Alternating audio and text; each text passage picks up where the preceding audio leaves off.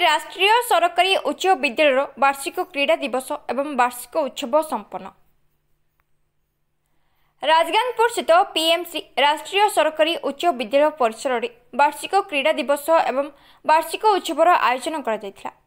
विद्यालय प्रधान शिक्षयित्री नैना कुजूर नेतृत्व में उक्त वार्षिक उत्सव आयोजित कर सर्वप्रथमे अतिथि मानक पुष्पगुच्छ प्रदान कर स्वागत कर प्रदीप प्रज्वलन कर कार्यक्रम शुभारंभ कर अवसर में मुख्य अतिथि भाव राजगांगपुर पौर अध्यक्षा माधुरी लुगुन, मुख्य वक्ता भाव में स्थानीय ब्लॉक अधिकारी अक्षय कुमार बाग उपस्थित थे एवं सम्मानित अतिथि भाव में डीईओ एवं डीपीसीएसएस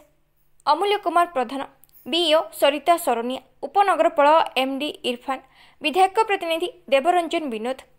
डॉक्टर सरोजिनी साहू, पंचशाखा शिक्षा सेतु अध्यक्ष अशोक दास, सीआरसीसी सस्मिता देव, वार्ड काउंसिलर सुमित्रा बाला, एसएमसी अध्यक्षा पूनम शिला माझी, लेफ्रीपारा बीईओ अशोक लाकरा प्रमुख उपस्थित रही।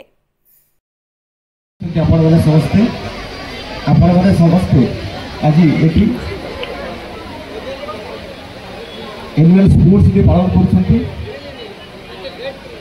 अवसर में मोर सम्मुखें अच्छा आम विभिन्न अतिथिवृंद अच्छा आम स्थानीय CRCC madam Sasmita madam, senior teacher Girish Chandra Raut sir, SMC chairman Majhi madam, मोर गर्वित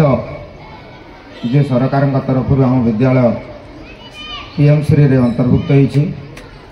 आम को एक सुंदर उपाधि मिली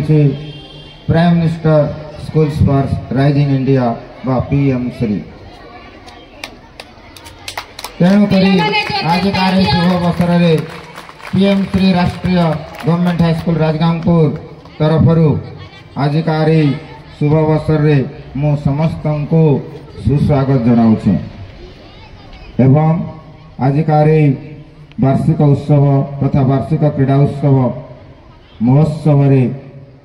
आमर अतिथिवृंद आम मानकर गहन रे उपस्थित होई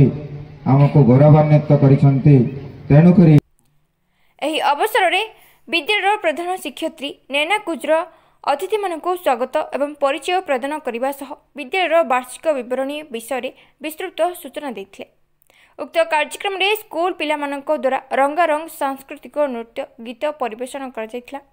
जहाँ उपस्थित अतिथि मानक मंत्रमुग्ध करथिला एवं श्रेष्ठ क्रीड़ा प्रदर्शनकारी मानक मुख्य एवं सम्मानित अतिथि मानक द्वारा प्रमाणपत्र पदक एवं सील प्रदान कर अवसर में कार्यक्रम में उपस्थित अतिथि मानक उपढोकन प्रदान कर सम्मानित कर विद्यालय वार्षिक उत्सव अत्यंत आडंबर और उत्साह सह पालन होता। अवसर में स्कूल शिक्षक गिरीश चंद्र राउत समेत विद्यालय समस्त शिक्षक शिक्षयित्री एवं पिला मानकर गुरुत्वपूर्ण सहयोग रही। अशोक दास आलमुनि प्रेसिडेंट राष्ट्रीय विद्यालय राजगांगपुर आज एनुअल स्पोर्ट्स जो होता 15 दिन तले आज ये हूँ एनुअल फंक्शन दुईटा को फंक्शन मिसेकरी फंक्शन सेलिब्रेशन आज होची। बर्तमान तो उद्देश्य कहना चाहे समस्त जबरदस्त परिश्रम करूँ, परिश्रम बिना कौन प्रकार फल मिल ना। एणु यदि घरे बसी देखले मैंने चंपियन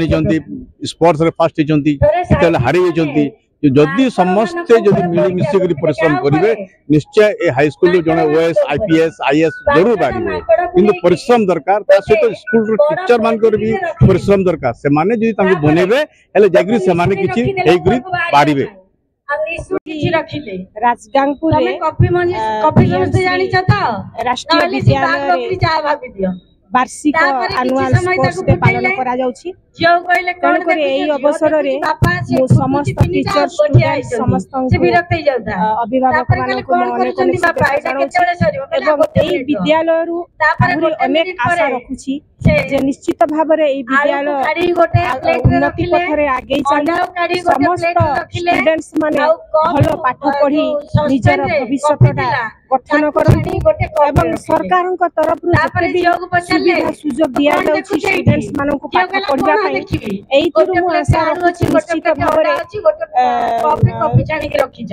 स्टूडेंट्स भविष्य गठन अभिभावक तथा जो शिक्षक शिक्षक मुख्य भूमिका आशा विश्वास रखुची।